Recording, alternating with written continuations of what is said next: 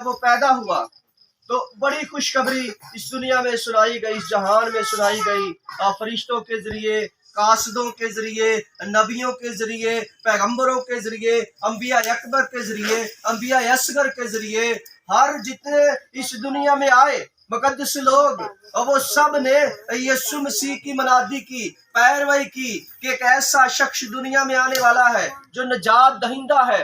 اور یہاں جب داؤد کے شہر میں یہ پیدا ہوا تو اس کے پیدا ہونے کا نشان کیا تھا، اس کے بارے میں بائبل بتاتی ہے، اور بائبل ہمیں کہتی ہے اور اس کا تمہارے لیے یہ نشان ہے کہ تم ایک بچے کو کپڑے میں لپٹا اور چرنی میں پڑا ہوا پاؤ گے۔ بائبل مقدس جو ہے ایک بادشاہ کے بارے میں ذکر کرتی ہے۔ اب جو راست باز لوگ ہیں، جو مقدس لوگ ہیں، ان کو سکھایا جا رہا ہے، سمجھایا جا رہا ہے کہ تم اس بچے کو کپڑے میں لپٹا ہوا پاؤ گے۔ کہیں یہ تم یہ نہ سوچ لینا کہ جو بادشاہ آ رہا ہے وہ گھوڑوں پر آئے گا، رتھوں پر آئے گا۔ اس بادشاہ کا آنا کچھ ڈیفرنٹ ہے، علیحدہ ہے، کیونکہ یہ عجیب ہے، یہ مشیر ہے، یہ خدا قادر ہے۔ اب اس کا آنے کا سبب کیا ہے؟ اب یہ کیوں آیا دنیا میں؟ کیا ضرورت پڑی خدا کو کہ اس نے اپنے کلمے کو اس دنیا میں بھیجا کہ جو لوگ تجھے پڑھیں گے، جو لوگ تیرا نام لیں گے۔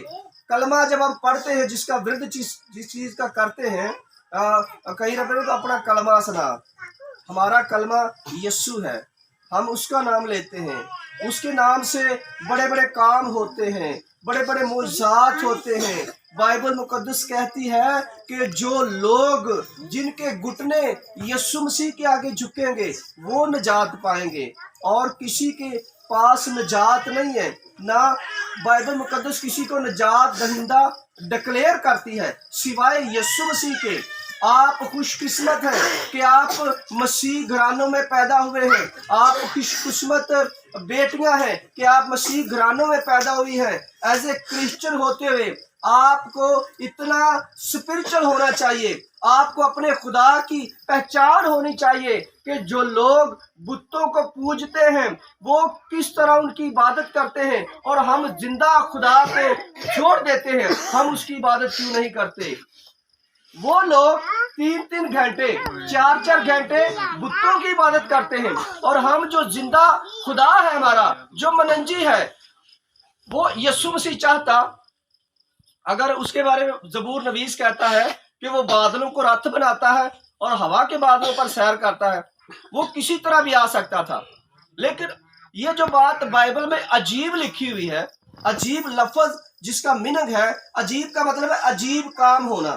یہ ایک ایسا بادشاہ تھا جو عجیب طریقے سے آیا تھا کہ ایک کھرلی میں جنم لیا، جہاں لوگ مال مویشی باندھتے، ڈنگر جسے کہتے ڈنگر باندھے جاتے، اس کھرلی میں یہ پیدا ہوا۔ ایسا کیا بادشاہ کو اور جگہ نہیں ملی تھی؟ بادشاہ مصر میں رہ کر آیا تھا، جب وہ مقدسہ مریم کے پیٹ میں تھا، اسی شہر سے گیا تھا، ناصرت سے آیا اور بیت لحم میں پیدا ہوا، اور ہوا کہاں؟ ایک چرنی میں، ایک کھرلی میں۔ یہ تھا عجیب۔ اب یہ مشیر کیسے ہو گیا؟ اس کے بارے میں یسایہ بھی کہتا ہے کہ وہ عجیب مشیر، خدا قادر مطلق باپ، اور ساری سلطنت جو اس کے کندھے پر ہوگی۔ سلطنت کون سی ہے؟ یہ سلطنت ہے اس کی جو اپنے کندھے پر اس نے اٹھائی، وہ صلیب جو اس نے اپنے کندھے پر اٹھائی، جو آج تک کسی نے نہیں اٹھائی تھی۔ اس پر صرف گنہگار چڑھائے جاتے تھے، لیکن اس نے اپنے کندھے پر اٹھائی۔ وہ سلطنت آپ کی تھی، لیکن اٹھائی اس نے آپ کے پاپوں کا کفارہ دیا۔ بائبل اس کے بارے میں بیان کرتی ہے کہ وہ تمہارے پاپوں کے لیے آیا۔ وہ گناہ جو آدم نے جسم میں کیا تھا، وہ جسم لے کر آیا، وہ روح میں نہیں آیا تھا۔ خدا اس دنیا کو فرشتوں کے ذریعے بھی بچا سکتا تھا۔ کیا یسوع مسیح سے پہلے کتنے نبی آئے تھے، کتنے نبی انبیاء اکبر آئے تھے، لیکن انہوں نے جدوجہد کی، لیکن آخر کار خدا کو اپنے بیٹے کو بھیجنا پڑا جسم میں۔ کیونکہ جسم کے ذریعے تو گناہ آیا تھا۔ کرنتھیوں کا 5 باب بیان کرتا ہے کہ جب جسم نے گناہ کیا تو جسم نے ہی اس کا کفارہ دیا۔ جب آدم نے جسم کے ذریعے گناہ کیا تو یہاں دوسرا آدم آیا جو روحانی تھا۔ پہلا آدم کیا تھا؟ جسمانی تھا، اور یہ روحانی تھا جو ہمارے گناہوں کو اٹھانے کے لیے آیا تھا۔ یہ خوشخبری ہے ये बड़ी खुशखबरी है उम्मतों के लिए, कौमों के लिए, जहानों के लिए, सारे इंसानों के लिए। ये बड़ी खुशखबरी है। अगर आप इस खुशखबरी को समझते हैं कि ये मेरी निजात है तो ये मेरी निजात है। अगर आप समझते हैं कि ये आपकी निजात है तो ये आपकी निजात है। और अगर आप कुछ समझते ही नहीं है, कलाम को रद्द कर देते हैं, कलाम सुनाने वाले को रद्द कर देते हैं। जिस तरह पहले बता रहा था कि एक वक्त आएगा हम कलाम को ढूंढेंगे लेकिन कलाम नहीं मिलेगा। बाइबल की बातें हरगिज किसी से नहीं मिलेंगी। ऊट पटांग बातें बहुत लोग करेंगे, आज भी करते हैं, लेकिन हकीकत क्या है, ओरिजिनल इसका जो सिस्टम है वो आपको लोग नहीं बताएंगे। हम जो खिदमत है, खिदमत सिर्फ नाम की खिदमत नहीं होनी चाहिए, आपकी खिदमत ओरिजिनल होनी चाहिए और नजर आनी चाहिए कि हाँ ये खिदमत है। जब दरख्त को फल लगता है तो नजर आता है, जो जिस दरख्त को फल नहीं लगता उसे काट डाला जाता है। और खुदा फिर आकर देखता है कि हाँ इस पर फल आया, तो माली बोलता नहीं जी फिर मैं इसे जरा खोदूंगा, इसके इर्द गिर्द खाला डालूंगा, फिर आएगा तो इस मेहरबानी कर इस दफा इसे रहने दे। माली तो मिन्नतें करते हैं लेकिन हमारा फल कहाँ है? हमने अपने फल को दिखाना है खुदा को। अगर वो हमारे लिए आया है, अपना वो तख्त छोड़कर, अपना वो सारा सिस्टम छोड़कर, एक कुंवारी के बातन से पैदा हुआ और कुरली में आया, इसलिए आया कि उसने कहा कि मुबारक है वो जो दिल के गरीब है।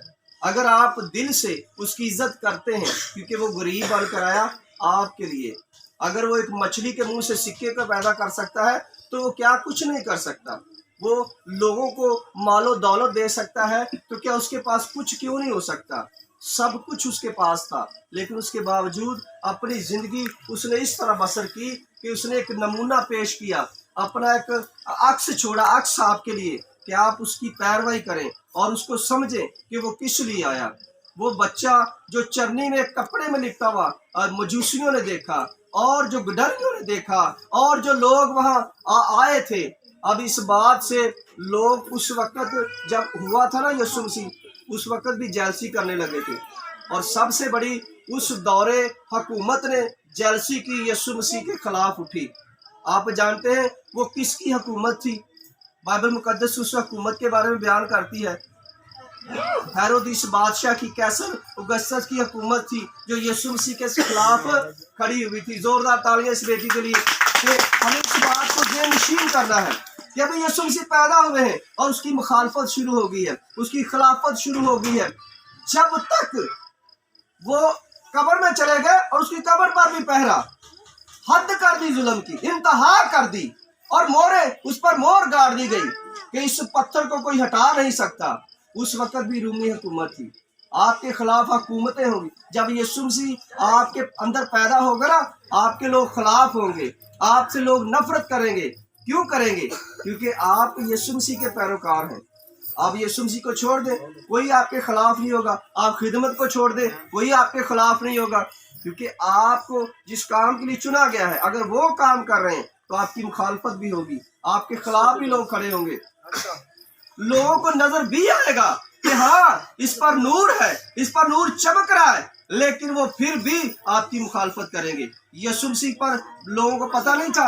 हेरोदिस को पता था कि ये जो मजूसी है ये नजूमत का इल्म रखते हैं, ये इल्म रखते हैं, इनको पता है कि बादशाह कहाँ है, लेकिन उसके बावजूद उसने यीशु मसीह की मुखालफत की और उसके खिलाफ खड़ा हुआ, बगावत और अगेंस्ट खड़ा हो गया। उसको देखो, एक छोटा बच्चा क्या किसी का बिगाड़ेगा, बस इसी के वो बादशाह बनेगा, मैं इसे बादशाह नहीं बनने दूंगा। वो पास्टर बनेगा, मैं उसे पास्टर नहीं बनने दूंगा। अच्छा फलाना पाद नहीं भैया, ऐसा हम नहीं करने देंगे। ये मुखालफत होती है। मुखालफत जब होती है तो दाऊद की मुखालफत क्यों हुई? क्योंकि खुदा ने उसे स्टैब्लिश किया। जितने लोग उसकी मुखालफत में खड़े हुए, खुदा ने उसे और ऊंचा कर दिया, और ऊंचा कर दिया, यहाँ तक कि खुदा ने कौम बनी इसराइल के 12 कबीलों का उसे बादशाह बना दिया। हालेलुया। और उससे कहा कि तेरे ही घराने पर जो बादशाह होगा, तेरे तख्त पर बैठेगा। और आज वो बादशाह इस कुंडली में पैदा हुआ। मेरी जो बात समझने की है कि हम बादशाह का कितना ऑनर करते हैं। वो जो कपड़े में लिपटा हुआ है, क्या हम उसको टुच जानते हैं या अपना निजात दहिंदा जानते हैं? अगर तो हम उसको अपना निजात दहिंदा जानते हैं तो वो निजात आपके लिए है, और अगर आप निजात को ठुकरा देते हैं तो वो आपके लिए नहीं है, क्योंकि आपने उस पर भरोसा ही नहीं किया, ईमान ही नहीं किया। और ईमान रखें कि वो निजात हमारी है। खुदा इस कलाम के वसीला से आपको बरकत दे।